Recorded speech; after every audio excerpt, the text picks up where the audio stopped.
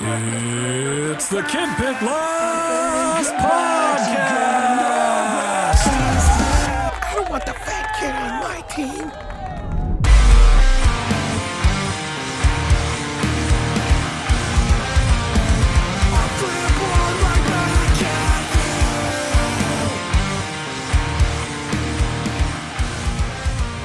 What's up, everybody? Welcome to the first episode of the Kid Pick Last Podcast. I am your host, Derek Osaresis, and man, has it taken me a long time to get here.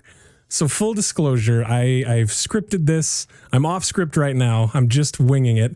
I've recorded it probably 3 or 4 times and ended up just deleting it. So I'm just going to hit record and we're going to see what shakes out. It's probably going to be real raw, really ugly, and probably not a best first, but I need to just get over this hump. So I'm a big advocate in just getting reps to get better. So this is rep 1. So imagine like the first time you did a squat or something, how uncomfortable and weird and awkward that was, but equally fun to watch. So I hope in the very least this represents, you know, that kind of spectacle, seeing somebody do something weird and challenging and overcoming their fears for the first time. But today's episode in particular, I did want to stick to some kind of a theme. I wanted to talk a little bit about the last few years and ultimately for me hitting rock bottom. I've been through a considerable amount, and that's not to say that everyone hasn't, of course. The last 2 years for everybody has been a nightmare, needless to say. But in those moments, I've found a lot of myself, and I found that I wasn't as capable to deal with a lot of things as I'd once hoped. And beyond that, I faced some of the most challenging things that I've had to deal with in my life thus far. I will go over a few of those, but more in total, what I want this show to be, what I want this to represent is my seemingly failed music career. And again, this is perspective, right? But the lack of continuation or follow through with my music, the lack of continuation and follow through with my weight loss, and then just kind of, it's the amalgamation of those things. Kid Picked Last is a derivation of something that I experienced as a young boy, with being picked last. I was what Walmart would affectionately refer to as husky. And I don't know if you guys didn't remember that, but husky was like a section where it was like portly little boys that couldn't fit in. Maybe this is just my brain at the time, but couldn't fit into normal size clothes. And I know that's a bit harsh, but that's how it felt. And so there was a whole section separate in Walmart that was just husky, and you had to go there and shop. Anyways, I was a big kid, a really big kid. And with the exception of soccer, where I was put in at goalie, just because when I was when you play peewee soccer, right, they have the small goals. And so I was just this big amorphous blob of youth that they would just shove in, it was just like I filled up the whole goal. So I did the job effectively so long as I didn't kick it between my legs. But outside of that, I was most commonly picked last for things. And so what it represents for my music is something that's been a pain point for me since I was a little boy. And that stayed fairly relevant through high school and otherwise being picked last for a lot of things. Dating. Nobody's really, obviously there's people out there. There's chubby chasers. There's people that like big guys. There's people that like dad bods. I would be an extreme dad bod, I would think. But at any rate, Kid Picked Last, that's where the name for the music comes from. And rather than doing the brain over body and the Kid Picked Last separately, I thought from a marketing perspective, maybe we just pull those all in together and make it one big entity that is Kid Picked Last. So I'll be updating you about the progress I'm making with finally getting music released. I know it's been a very long time, and I will get into more of an explanation. That's a promise. Getting going again with my weight loss stuff, that's something that I've dealt with since I was a little boy, and it's ebbed and flowed. With at one point, I even lost over 200 pounds only to put the weight back on. And so it's kind of this culmination of my perceived failures all coming together. This would be the long form version where I can talk to you guys in podcast form. I'm hoping to get the vlog going again in some capacity, and then just big releases, right? Like updates overall, some successes, some challenges, some things that I've had. But I also want to talk about starting therapy. I want this to be a cathartic process. I selfishly, I hope to gain from this, because if anything I've learned over the last few years, it's as I've allowed myself to hold things in and internalize, I've seen the manifestation of behaviors that are way wildly beyond my control. Chief among those would be my eating habits. I tend to eat my emotions a lot. And so, as you can imagine, that leads to a considerable ebb and flow with weight loss and weight gain. As I focus myself in, and then I lose the same 50 to 60 pounds, put the weight back on. And so that really is what's allowed this circular pattern, is what I believe to be my failures. And then they compound, and I feel I internalize all of that, and I feel like I'm not worth anything, and I struggle, and I become like painfully incapable of finding motivation and doing things. And I want to be able to speak to that, because in doing so thus far, what's kind of interesting about it is when you're in those moments, you can feel so alone. And I've felt so alone during a lot of those times up until recently, as I started to talk about them more. And I've had so many people reach out that are like, hey man, thank you for speaking up. I've been going through the same thing, or I've been going through something similar, or I know exactly what you mean, or I felt that way before. And there was something so eye-opening about that it's not just me, that I'm plenty of people go through these things. Plenty of people, everyone feels palpable emotions, right? We are emotional beings. And when you feel strong, heavy emotions, it can alter your perception. It can alter how you think about things. And more importantly, it will keep you living in that emotional state and trying to live out a future for yourself that now seems impossible, because you've only ever known yourself by your perceived failures of the past. So that's what I just had one of those gross, for the audio listeners, you should feel very fortunate. I had one of those old man white mouth things, that's like, that's all you can focus on. I think I got it. I think we're good. I think we're moving forward. I'm so sorry. If we see it, oh, it's back. We got it. We're rolling. Okay. Anyways, so what I want this episode to talk about, and I don't want it to seem as though I'm the victim. Actually, let's go over two things. I don't want to position this as though I'm the victim. I've already learned quite a bit in therapy on how best to catch. Oh, I forgot it. Catch, check, change. Okay, there it is. Catch, check, change. It's a pretty simple principle, but allow yourself to have those feelings, right? Catch them as they come in. Check it against something objective. Because if we pull it in from that lens that is self-defeating or negative, it's very easy to misconstrue what happened or through the lens of what happened, and then turn it into something that continues to keep you in that same loop, those same patterns, those same reactions. And then you want to change that. You want to be willing to ask yourself those questions. Okay, why did this happen? Did this happen to me or for me? What can I gain? How can I grow? How can I heal? I know for a lot of you that might seem like advice that comes second nature, but for me, it literally blew my mind. Again, a seemingly fairly simple principle. It is definitely harder to put into action, at least for me, that until you step away from it and you look at it, you don't realize those compounding emotions and how they slowly start to erode, right? It's like just small chisels every time. And before you know it, you're so far removed from the person that you wanted to be. You are so far removed from your goals and your ambitions. And you are living in this emotional state from what happened, constantly perpetuated by how you think about yourself and how you perceive your reality. At least for me. I'm not trying to diagnose anybody. I am so far from an expert. These are the things that I've learned that I'm trying to heal and grow and process in my own sessions with therapy. Really quick, therapy has been tremendous. So I want to break down any stigmas that friends or family or people around you, if you've considered it, if you have something you need to talk about, go and do it. I understand that for a lot of people, monetarily, it might not be an option. If you have a friend that you can trust and that you can confide in, that's not going to continue to perpetuate some of those thoughts, but try to be objective, I would recommend that as well. don't internalize things if you can help it.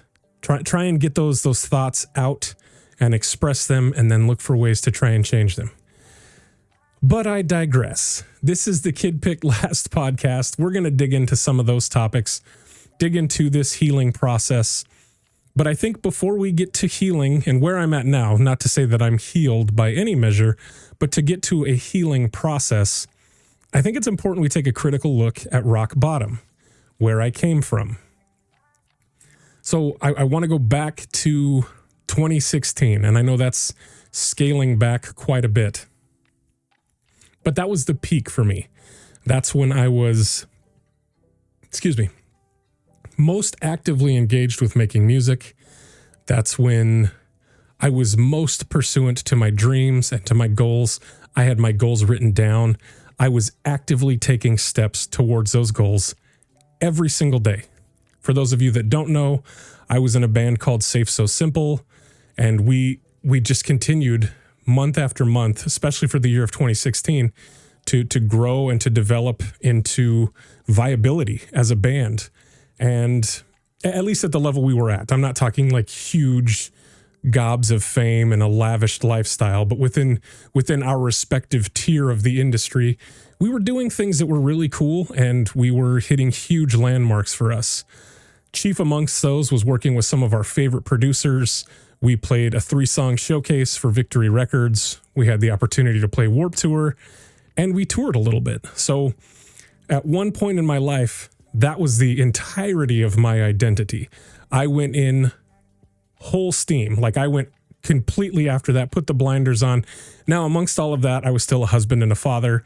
So it was difficult, but I tried to find that balance of pursuing this dream and living these dreams and being a dad. And it was a lot to ask, especially touring. It was incredibly challenging.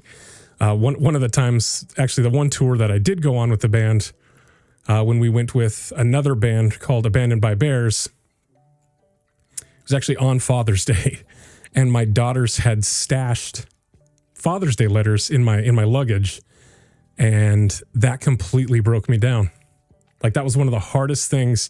So we bought a decommissioned school bus, and not me, the Fenn brothers, and they put in bunk beds, and they made this really, really cool, like, traveling RV/bus. We had solar on top. We had a microwave. We had a TV and like an N64. It was far too lavish compared to how I've seen other bands travel.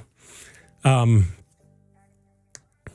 we're on this tour, and I unzip for the day, and I'm, getting my clothes. I'm going to go shower.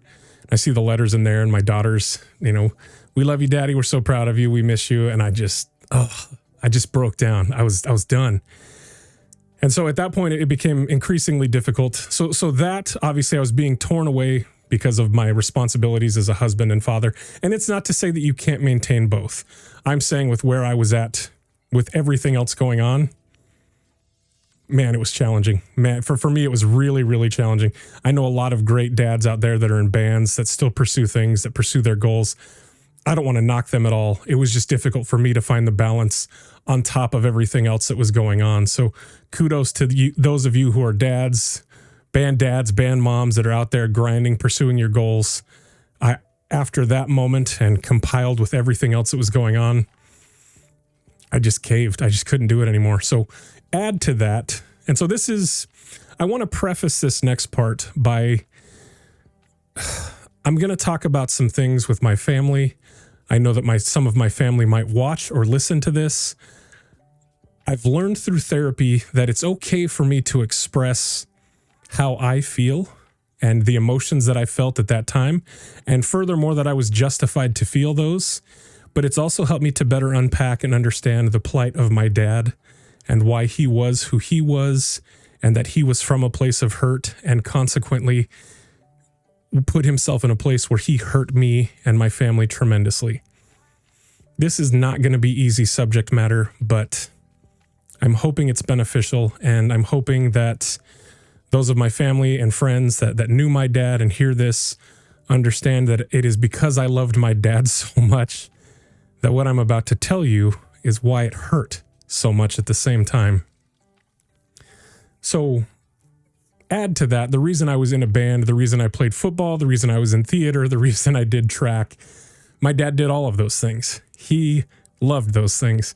And what son or kiddo doesn't want to have their dad's love and admiration?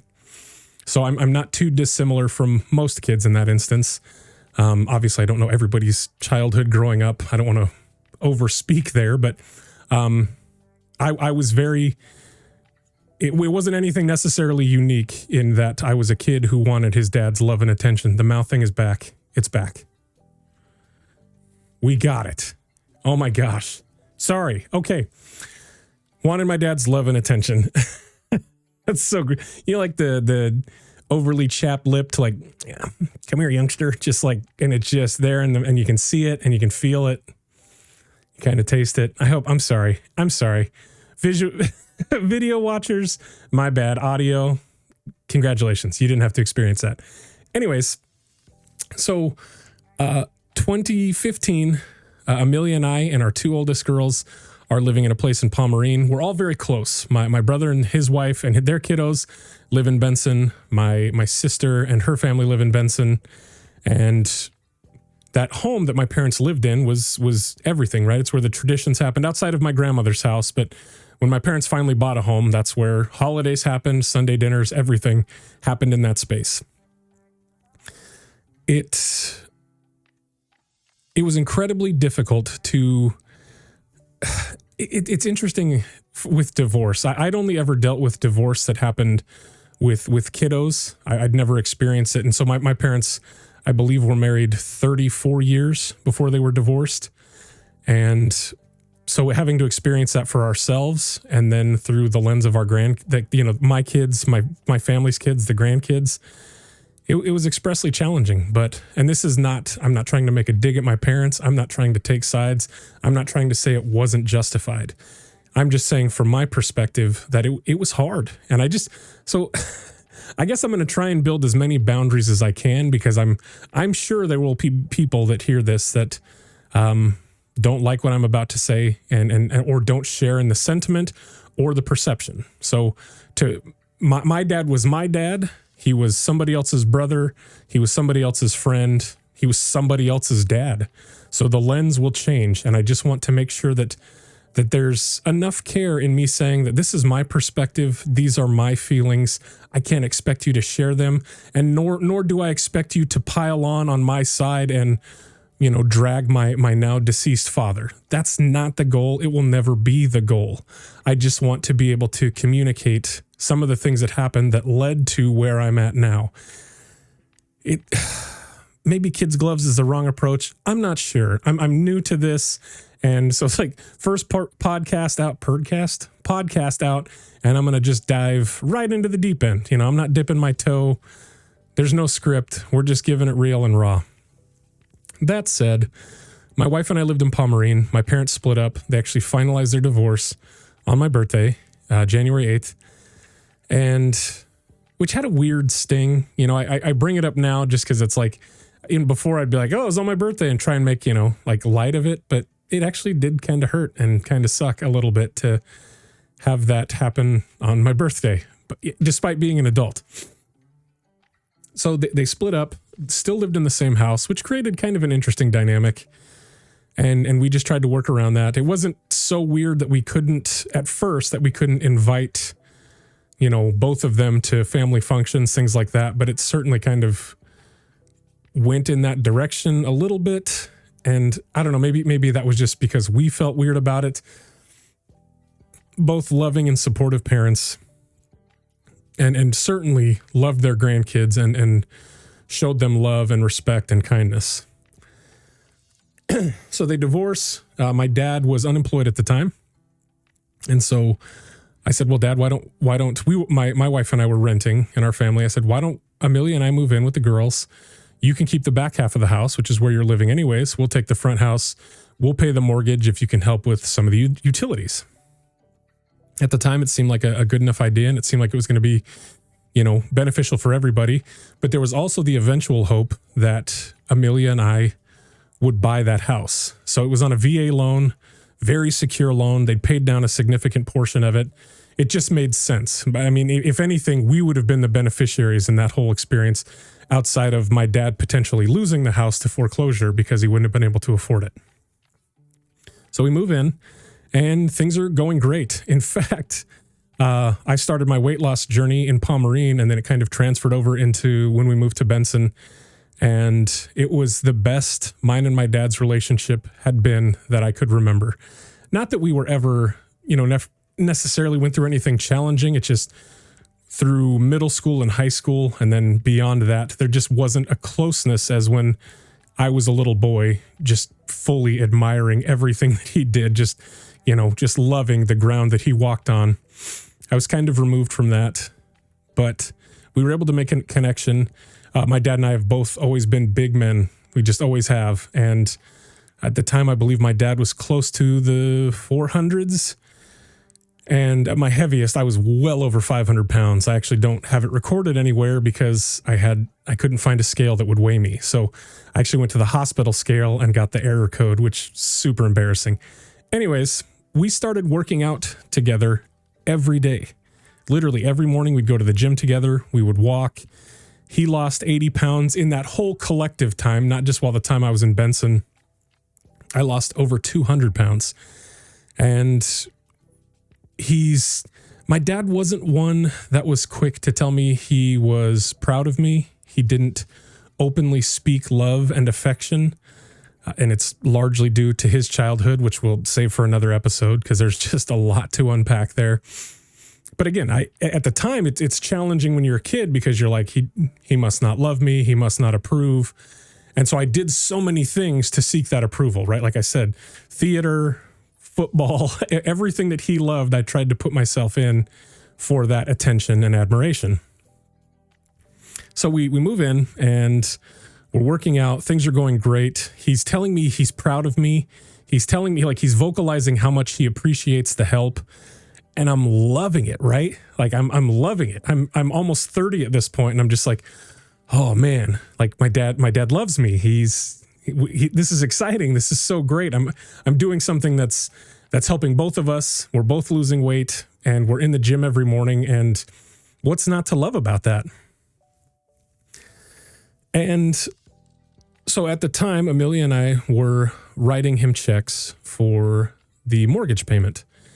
And 2 or 3 months into the exchange, my mom calls and she's like, "Hey, Derek, the mortgage checks, the mortgage isn't being paid." And so I'm like, "Of course it is. I give the checks to Dad. How could it possibly not be getting paid?" I tell my dad about it, and he's like, "Oh, your mother, she's just trying to, create tension and drama." And again, I don't want anybody's, you're welcome to give your opinion because I'm putting it out there, but that's a dynamic of our family's relationship that I haven't expounded on. So I'm not telling you that to garner your favor and like, yeah, Derek's mom. I just need you to know that's where I was at in this whole situation with like, oh, okay, well, I love my dad. He loves me. He's proud of me. Just naively like, yeah, of course you're paying it. 4 months go by. My mom calls me again. She's like, "Derek, they're going to foreclose on the house." And I'm like, "Listen, we've already worked this out. Dad said he's going to sell us the house." And my mom agreed to it as well because her name was on the lease. She's like, "That's fine. I just don't want it to get foreclosed on." Month 6th, we get a notice on the door and they're saying they're going to come change the locks, which is just crazy because at the time my cousin and I used to do that line of work during the whole housing crisis from before and those super predatory, what were the loans? Anyways, the fluctuating interest rate loans, and where they approve everybody, and then 1 month your mortgage payment is $600, the next month it's $1,500. And anyways, so we used to go and put the notices on the door, call the sheriff, and have people removed so then we could clean the houses for the banks. And now it's happening to our house. And that was kind of a surreal moment. And I'm like, whoa, there's a notice here. We're about to be homeless. Shortly thereafter, my dad leaves, and he had built some relationship online with a woman in Utah, and they were going to be married, and he bought an engagement ring, all of which was the mortgage payment that we had been giving to him And all the while, so he's gone, and Amelia and I had to take out a credit card to try and catch everything up, all of the late fees and everything else to get it out of foreclosure. I don't know if you guys know, but in Arizona, they have these terrible, terrible rainstorms called monsoons. So a monsoon comes in, and my mom had a friend do some repairs on the roof that I don't believe was licensed. Anyways, point is, the roof was shoddy. So this big rain comes in, dumps rain down, and a huge bubble in the drywall forms and then ruptures and just spreads water all over the kitchen. I'm like, this is a house we just caught up the mortgage for that we're planning on buying. And I'm like, at this point, my dad didn't know that I knew, because my mom had given me the login information for the website to pay the mortgage payment. So I saw that those checks weren't cashed. And then we called our bank, and it's like, oh, they're being cashed for sure. And I'm like, this is going to be a fun conversation. So things don't work out in Utah, and he has to come back. And I told my sister, I'm like, he can't come here. I told my brother, I'm like, maybe you got to take him. I can't have him here. I know too much. I'm gonna lose it. He comes back, has to, and I present it to him. I'm like, hey, Dad, what was the deal with the checks? First of all, you just bounced. You didn't say anything. What happened? Like, I don't know who to pay. Like, I don't know what's going on. There was no exchange or knowledge that came from this. Like, you left us high and dry. And he's like, oh, met this girl online. And he was candid about that much. He told me the truth there. And I proceed to ask him, I'm like, what's going on with the mortgage? There was a notice on the door while you were gone. I need to get this roof fixed or the ceiling fixed. Water everywhere. It also fell through in my daughter's closet, and like mold had started to grow. Horrible, horrible situation. Said, I need to get some of these things fixed. Yeah, I don't know. I've been paying it. And he just persists. And at this point, he's lying right to my face, which is incredibly difficult because all the while I'm like, this is the best our relationship had ever been. And so it culminates to this night where I'm like, listen, you can't stay here. I need you to find somewhere else to live. So he's back in the house, living back in his bedroom. And I'm like, and he'd left so much of his stuff too. He just left like at, just fly by night. And I'm like, what happened? All of his stuff still here. No communication. I didn't have his cell phone number. Anyways. So it comes to one night and I'm like, I just made up my mind. I was like, I got to talk to him about it. We have to talk about this. And I go to his door and I'm knocking. I'm like, hey, Dad, I really need to talk to you about this mortgage stuff. I things just aren't adding up. There's 6 mortgage payments that are missing, and they were about to foreclose. They came and put the notice on the door, and he doesn't open. Stays behind the door. I said, Dad, I really need you to respond. I need to talk through this. Like, where did our money go? What happened? Nothing.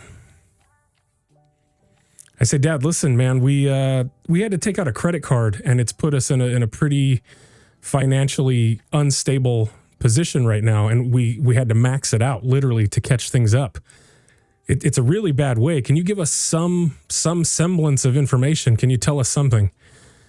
No response. And I'm just escalating at this point. Like every single time he's not responding, I'm just, my fuse is getting shorter and shorter.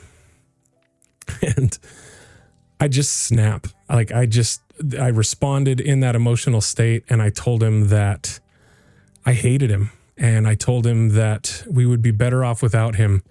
And I questioned what kind of man would ever do that to his son and his family. And I mean, I was screaming. I was just blind with rage. I was just, my whole body was shaking, and I was just screaming with everything that I had. And I'm just smacking the door. And it's this heavy, visceral moment that stands out vividly, of course. And I'm screaming, Dad, I need answers. And I'm kicking the door, and I'm kicking the door. I hate you. How could you do this to me? How do you do this to people you love? And then in the deafening silence, I hear him sobbing. And I forged ahead in my anger, justifying, good, he should be crying. He should feel this way. not seeing him for his hurt and the things that he was going through. But again, not saying I'm not justified in feeling how I felt. It was a horrible thing to do. Oh, fast forward. So he calls the insurance company, and then out of nowhere, he has all of a sudden has the money to move out and pay the deposits for an apartment complex like 2 blocks away from where we were. So he moves out, and I start getting calls again. Oh, excuse me. I actually, after my dad had moved out, my wife and I were going to start making some of those repairs. The back half of the house was in very ill repair, and we were going to do some things to fix it up, put an AC unit on it and otherwise. So I had a contracting friend come out, and my buddy, my cousin who'd just become a realtor, and I was like, hey, just wanted to see what we needed to do on our end. You know, my dad's willing to sign, my mom's willing to sign, whatever we need to do to get the VA loan put in our name, whatever. My parents weren't looking to make any money. It was literally just going to be signing it over, however that process works. And it came back. He's like, hey man, the house has a third party's contractor lien on it. Third party contractor's lien on it. I was like, for what? I said, no repairs have been done yet. So I thought initially for the roof, I'm like, oh, maybe they didn't pay the first guy that fixed the roof. As it turns out, the insurance had sent a check, and my dad cashed that check. And so now the home that we had recovered and put an exorbitant amount of money on a credit card to try and recover can't even be purchased. There's a third-party contractor's lien and a pretty sizable amount of money that was paid out, and no work had been rendered. That was tough. That was really, really challenging because I felt like we just worked through the whole debacle with the mortgage payment, and now we're facing this head on with not even being able to buy this house that we recovered, that we accrued all of this debt for now. And so we had to pivot. And so all the while I'm losing weight. I was in Safe So Simple, and things were going well with that band. And as you can imagine, the tear in the fibers of mine and my dad's relationship was incredibly hindering. And I stopped being passionate about music. I just stopped caring.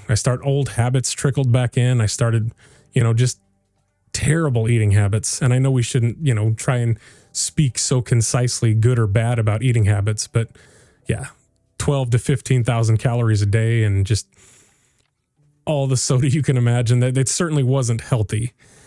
And I found myself in a huge, huge rut. And so my dad moved out. Shortly thereafter, my family and I moved to Goodyear. My dad and I aren't talking, as you can imagine. And we move up here. Amelia takes a job. I get a job. And then from there, we moved to Houston, Texas. But while in Goodyear, I picked up my guitar again because I'd all but hung it up. I was just the passion was just drained from the band. I was so hurt. I was in such a bad spot.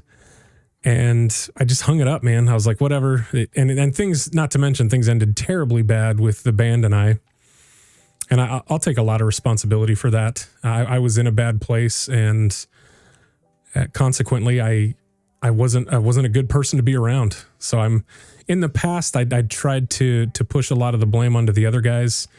And while we all carry our own, amount of blame for sure, I believe it was more the collective responsibility of me, since that was really my project to try and pull things together, and I had all but given up. And so things ended badly there. So 2 of my closest friends were out of my life.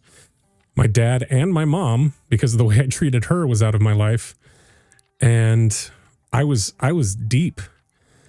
And so I put the weight back on, and so my friend and I are going to start brain over body weight loss, and we're going to do this whole thing where I'm a personal trainer and I've lost the weight and I'm helping people, but it just, the problems that I had dealt with, I'd internalized everything, because how could a father do that to a son? And for whatever reason, I was able to extrapolate that it's because I deserved it. And so just to kind of, I wish I could speak more to the patterns of thought that got me there, but ultimately that's where it landed. Just like, you that happened because that's what you deserve. You continue to fail. You put the weight back on. Your band failed. Everything that you pursued in your dreams was a failure. Why would anything else go right? And it's just a very, very toxic way of thinking. Anyways, fast forward from there, we moved to Texas. All I do is work to pay off the debt that we'd gained. All I do is work nonstop. In fact, I think on record, I worked, I'm sure Schwinn will listen to this. Schwinn, maybe put it in the comments. It was a lot. It was like 80-hour weeks. It was excessive. But it was all to just try and, we were living with my aunt at the time, and I'm like, hey, I got to get this debt paid off. I got to get this stuff figured out to get us to the next step. And so all I did was work. And so I went from this point of like super highs to losing weight to being in my band to just finding a lot of success, about to buy my parents' home and put my family in a good position, to now living with my aunt and working all the time, not playing music, just almost a completely different person than what I was trying to set myself up to be. And so it was like this weird identity, like third of life identity crisis, where I didn't know who I was. And I put so much into being in a band and making music that I didn't know how to pivot from there or what next move to make. So I just succumbed to the unchecked amount of overtime that was offered at Texas Children's Hospital and went in deep and paid off all of our debt. And then we ultimately moved back to Arizona. And things were going pretty good again. I got brain over body rolling again, even though I constantly perceived that as a failure as well. And because I went in as partners with my buddy Nick, I felt like I'd failed my best friend. It's just this weird's not the right word, just this unhealthy pattern of thinking or perceiving all of my failures as, that's just classic, that good old Derek just failing again.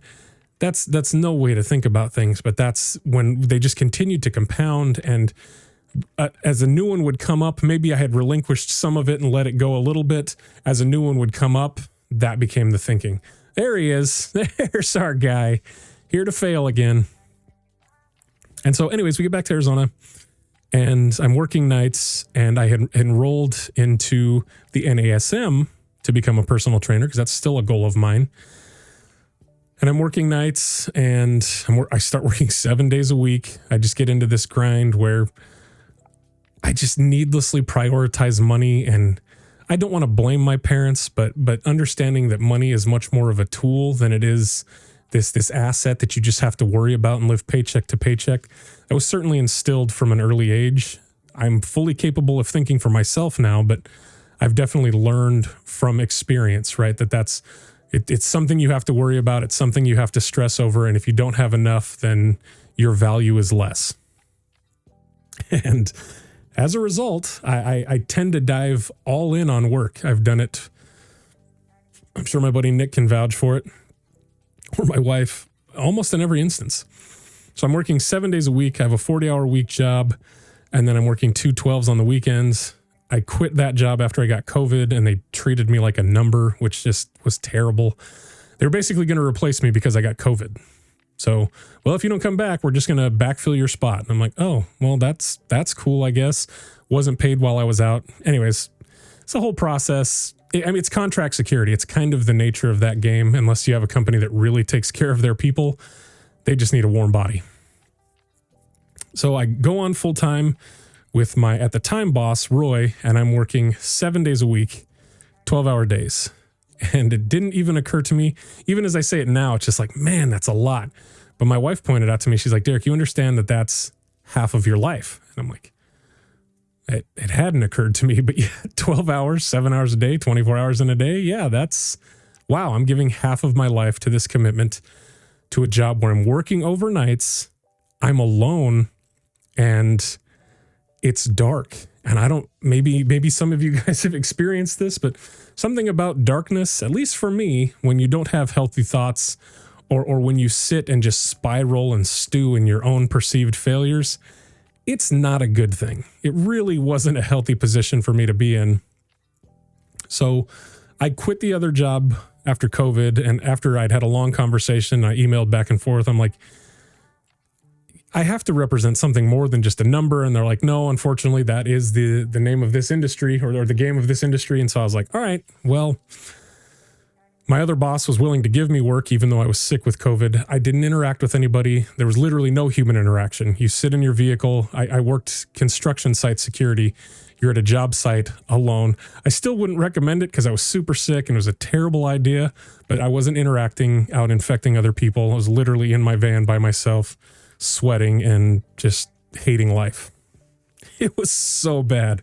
Oh my gosh. Maybe I'll tell one of those stories later, but I'm at work October 8th, and I was actually out getting some steps. I was doing a little bit of walking, trying desperately to get back into the patterns of self-care and, losing weight and doing those things. And it's been a constant struggle, but my sister had called me. So I just put my headphones in, my wireless headphones, kind of walked away from my phone, and then I would ultimately walk back almost to where I was out of range. And she called once. She called a second time, and I was like, oh man. And as I was walking back, I don't know why, but I was just like, I had this thought that just came to me. I was like, oh gosh, I wonder if it's about Dad. Because that's the only way I would really ever hear about my dad in any form or fashion was through my siblings. He and I wouldn't talk. I mean, he was all but estranged. I allowed my kiddos to talk to him because I know that relationship was important, but he and I didn't talk. We just didn't. And the one time we did, which is actually, we're coming up on the year mark, I sent him photos of the girls in their Halloween costumes. But outside of that, it's not pleasantries. It wasn't. And prior to that, I hadn't spoken to him in probably close to 2 years. And so she calls and she's just distraught, rightfully so. She's like, Derek, it's Dad. Dad's dead. Man, it's kind of wild because we're coming up on a year of this, and that moment in particular, I just kind of like, I called Roy, who was my boss, and I was like, hey Roy, I got to go home. My dad's dead. And there was so much emotion that had built up around my dad that was negative, that it was so hard in that moment. Like, it's as though I had to kind of force myself to care so I could be present for my sister. But it was also very, very surreal that I was just like, the gravity of the emotions that I had, that I was clutching onto, right? These are justified feelings. How could he? And if it's going to get taken care of, it'll be in my time, not his. This is for me. These are my emotions. And now I'm holding them, and I have no way to point them, nowhere to point them. And so there was just this weird lull. Weird's probably not the right word. Surreal lull of just like, oh man. Like, because in my mind, I'd played out that scenario a few times, right? What it would look like if we talked and what I would say and make sure that I got everything off of my chest. I'd rehearsed it tirelessly, especially sitting at night alone. Yeah. When it happens in my time, this is what it's going to look like. This is what it's going to sound like. He's not going to talk. He's going to listen. And now I get to just sit with those thoughts alone in the dark, 12 hours a night. And I got to let you guys know that led to some of the most unhealthy thinking and some of the most challenging thinking. And it destroyed my self-worth. Absolutely destroyed any confidence that I have. So I don't want you guys to think that I'm just putting it on when I tell you that I've scripted this and written it and tried to record it and delete it. And I'm somebody that used to put myself out there willingly. I'm somebody that used to have confidence in pursuit of the things that I was passionate about. And now I sit just consumed in this lack of value in these emotions that I've held for so long that are now displaced. And so I got to a point where I was like, I can't do this job anymore. I can't hold these emotions anymore. And all the while this is happening, my brother and I lost a very close friend from high school. And then my best friend and my cousin lost their son tragically. And so when you come from a small town, and a small Mormon town at that, like all of the funeral services that you go to happen in the same building. All of them. My grandmother, my best friend when I was 8, all of them happened there. And so my dad died in October. We didn't spread his ashes until June, till Father's Day. So big gap, right? I attend 2 other funerals during that time at that building where in my mind, hey, my dad should have had this same scenario. He should have been buried. He should have been surrounded by the people that he loved and that cared about him. And now he's just sitting in a box in my sister's closet. And well, it was difficult to have the feelings of selfishness, right? Because I'm supposed to be there mourning the loss of one of which was my friend, and one was one of my best friends. In fact, the guy that was also going with me to the gym every day and helping me push through things before my dad onboarded, he was there every day. He was pushing me. He was guiding me. He was supporting me. And then my cousin, my favorite cousin, their son, I was at Texas Children's Hospital when they flew up and they found out that he was cancer free. Anyways, I don't want to tell their story. That's for them to tell. But he was a very special little boy and 2 very special people in my life. And I sat there at that funeral and I'm just like, why doesn't my dad get this? And those were difficult emotions to have. That was very challenging to process. Same thing with mine and my brother's friend from high school. And I'm there with my friend whose dad had passed, with my other friend whose son had passed, who he was just up there giving, addressing the congregation that came. And I'm just like, I'm seeing it as a son. And, my friend's son is there seeing it as a son. And it's just like, then I'm with the dad. And then my friend who lost his dad. And I'm just like, it was all of this just coming from every angle. I'm like, why doesn't my dad get this? What happened? This isn't fair. This sucks. My dad sits in a box somewhere. All the while, I continue to work the 12-hour nights, and all the while, I just continue to spiral further and further down. I haven't touched my guitar.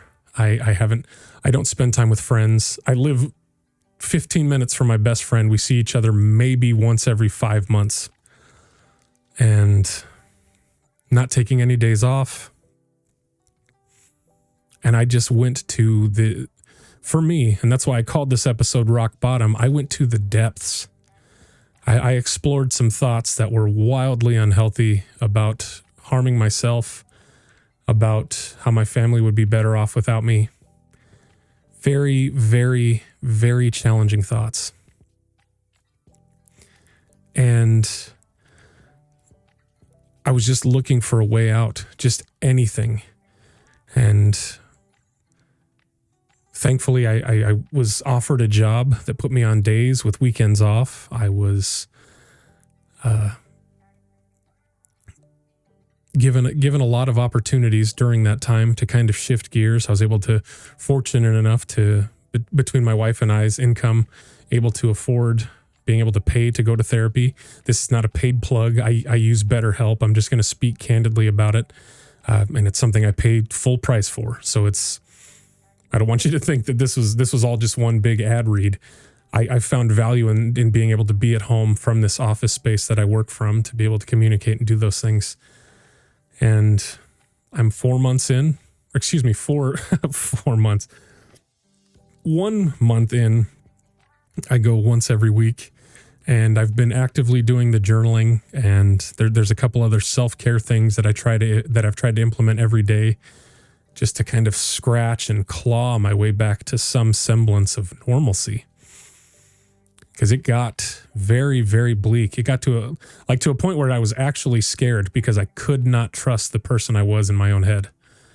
That person actually wanted to hurt me. And that was very, very real and incredibly challenging. So in comes the Kid Picked Last podcast. as I'd mentioned, which is the culmination of my once perceived music career and all of these attempts at losing weight that have ultimately ended in me putting the weight back on. Therapy, processing, growth, healing. And so that's what this is going to be. And so I know it might seem a little late in the episode, but if that might be something you're interested in, that's what I anticipate this to be. I want to be able to release some of that music, make new music, all of the things that I've held so dear and that I've been so passionate about, but I've blocked because I see it as I can't be that person anymore. That I failed. That's done. You missed your chance.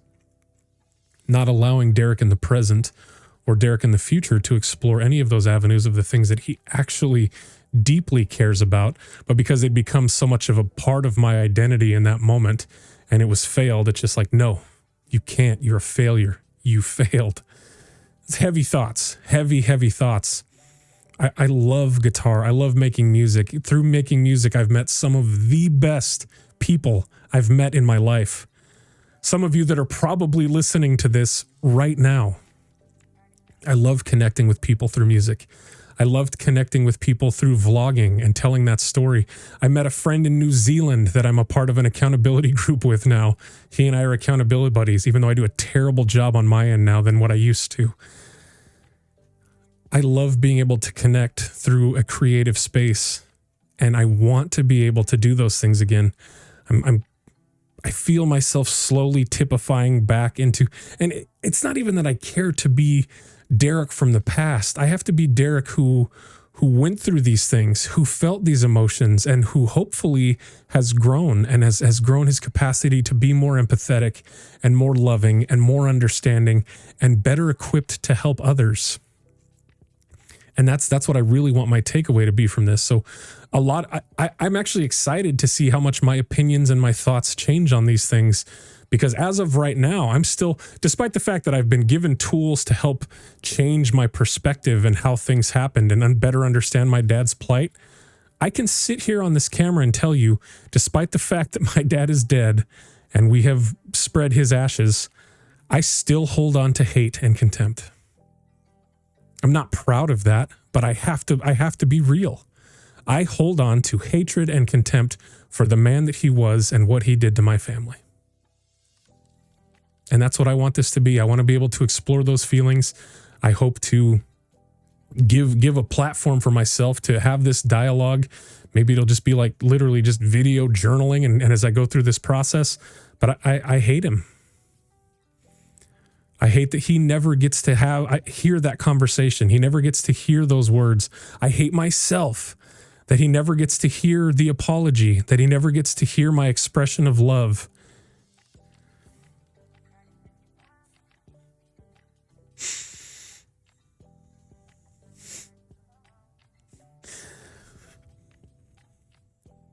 I hate myself for the time lost in an emotional reactive state. I told myself I wasn't going to do this, but I'm so ready to be better. I have to. There's just too much that I care about. There's too many people that care about me. So that's what Kid Picked Last is. For any of you that are still out there holding on to hope that I'll get my ish together and be the person that you've seen the potential in and that you've believed in all along, I'm ready for that to be actualized and realized. And I'm willing to put in the work and I'm willing to do what it takes, which is a far cry from where I was. And I'm excited. So if that's something you guys might be interested in, here's a rough, real, and raw first episode. If you're interested, strap in. If you want to, consider subscribing. I would love to have you be a part of it. I would love your insights. I've loved and appreciated truly the unmatched support that I've had through this whole process. If I am any measure of the person that you've all claimed that I am, I have to reassure you that it is the fact that I've had so many wonderful people in my life to either model myself after or that have physically held me up in times when I was at my lowest and I couldn't keep going. So if I am that person you claim, kudos to you for being who you are when I needed it the most. Episode 1, we're going to call it, that was a roller coaster. If you guys are interested, subscribe, check it out. This is what it's going to be about. I also hope to do a little bit more vlogging, as I'd mentioned, release my music from this platform, but just kind of open the dialogue, start to be real and raw, start to talk to you guys. And amongst it all, do some healing and some growth and start to do more of the things that I care about and that I'm really, truly passionate about. Thank you guys for checking it out. Sorry, it was all over the place. I hope I didn't and scratch my nose too much, but I love you. Thanks for checking it out, and we'll see you in the next one.